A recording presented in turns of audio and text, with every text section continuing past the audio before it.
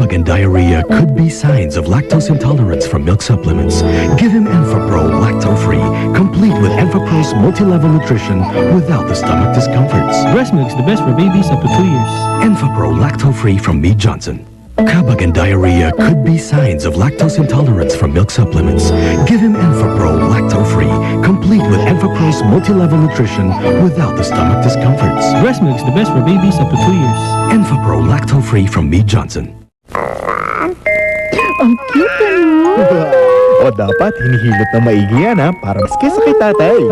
Kuya, panahon pa ni kopong-kopong yan. Ang sabi nga sa klinik, ang kalusugan ng bata nasa gatas din. Bagong Alactamil, may calcium at vitamin D, sabay na nangangalaga ang patibay ng buto at ngipin. Para sa malusog na baby, Uy, ang lakas ng flying kick. kitang-kita ang ebidensya. Breast milk is best for babies up to 2 years.